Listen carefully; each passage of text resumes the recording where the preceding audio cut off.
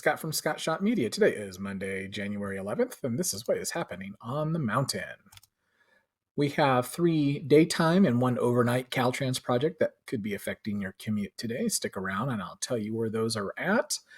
Weather's going to look great the next few days, maybe even the next week. No rain, no snow, no fog, no hazardous weather at all, no high winds. We remain at low fire risk for the next 7 days. That's for new fire starts and for fire spread.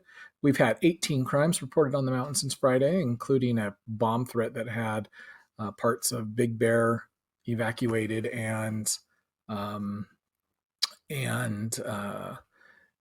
closures. So if you had police activity yesterday in the Big Bear area, that's what was going on. There are currently 5 Southern California Edison maintenance outages reported on the mountain, affecting 401 customers. And lastly, 135 new COVID cases reported since Friday, bringing our total active cases to 341. And unfortunately, 1 new death reported in Lake Arrowhead over the weekend. So that's all that I have for you in a brief nutshell. If you'd like to stick around, we'll go into greater detail, starting with traffic. Right now, you'll have some traffic on the 18 through Big Bear, through the Big Bear Lake area, as CalTrans does some utility work until about 1 o'clock today. Over here on the backside on the 18 on the Cushionberry grade, there's some emergency work going on back there as well. So if your travels take you down the backside, that's you might be delayed temporarily. Ongoing long-term projects going on the 38 between Jenks Lake and Old Mill Creek has you down to 1 lane at times.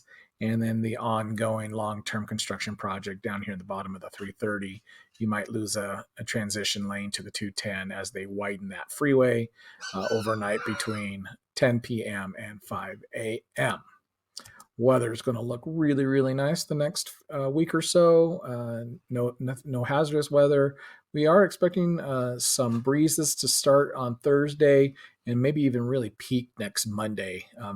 Not sure if it's a true Santa Ana event, this last wind event, although it was an onshore flow blowing from the desert to the ocean. It had higher humidities, and of course, with our cooler temperatures, that helps a lot. Any wind, of course, could be bad, but we'll keep on top of that. And as we get a little bit closer, wind is a lot more easy to predict 3 days out instead of 8 days out. So we'll let you know as it gets a little closer. But no snow, no rain, no fog until then. All right, in our region, we do have some winds in the area today, not necessarily affecting the mountaintop. And then, like I said, overnight on Thursday, maybe through the early part of the weekend, and then not on here because it's a little far out, but maybe on Monday, we can see some hazardous winds forecasted. Here's a little graph showing that winds over the weekend. This is specifically on the mountaintop, and then some peak winds on the afternoon on Monday next week. No fires to report on the mountain right now. There were a bunch of false alarms, smoke checks, food on the stove, things like that. The most, I don't want to say serious because it wasn't that serious, but there was a kitchen fire, stove fire at midnight last night in Crestline. So if you heard emergency equipment, saw any activity, that's what was going on. But it wasn't a serious fire at all. A bunch of small accidents reported yesterday and minor injuries. The only one was this one over here in Big Bear. Did snap a telephone pole, and so power was out for a little while. Overnight actually took crews. They may even still be on in the area. They were until this morning. They were Bear Valley Electric was repairing the power lines and restoring power to their customers. We are at a low fire risk for the next 7 days, low risk for new fire starts on the mountain, low risk for fire spread on the mountains. However, because we have not had but that 1 winter storm and 2 snowstorms this season, that's not enough to get us out of this very high fire danger. We need, in some cases, it's 100 inches of rain or the equivalent of snow on the ground in order to change our fire danger significantly. So this will remain high until we get some more precipitation, more rain or snow. But that's pretty average for us, although we'd like to see more in January. Right now, we are, as far as fire risk goes, we are at about an average risk compared to year, the 5-year average for the next few months for fires in our area. We had 6 crimes reported in the Rim communities and 12 crimes reported in the Bear Valley communities over the weekend. Again, ranging anywhere from burglaries to trespassings to a bomb threat in Big Bear over the weekend. And so you saw a lot of activity, a lot of posts, a lot of people commenting on the bomb threat that was over here on Midway Avenue or Midway Boulevard. So that's what was going on. They ended up being false alarms, and which is good.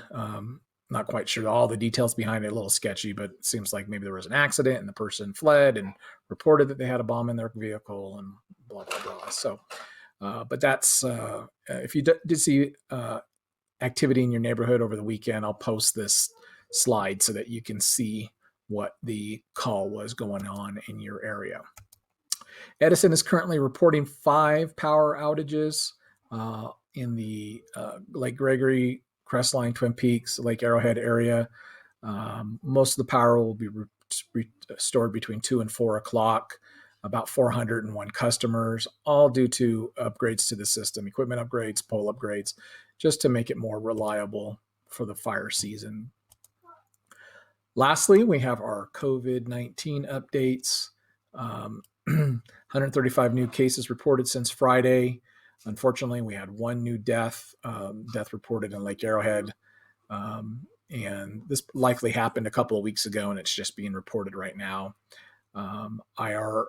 Most of the mountain remains under widespread risks, according to the state's 4-tier risk system, risk matrix. This is a 7-day average trailing 7 days.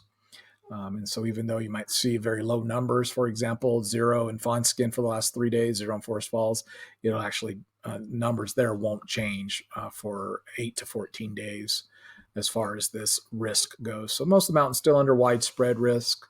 How does that compare to the rest of the region and the country and the state? Right now, we are on widespread risks in both the Bear Valley and Rim communities. We have just about 4% total population since we've started back in February, almost a year ago. Almost 4% of the mountain population tests positive, which is a lot better than almost the 11% countywide, 7% statewide, almost 7% countrywide. Our daily risk matrix, so just the 70 cases, or 45 cases, 45 cases just reported today, where our daily risk matrix is 90. So 45 cases divided by 50,000 cases per 100,000, which is how the state does it, gives us a risk matrix number of 90 for today, which is really, really high. We want to see this number below 7.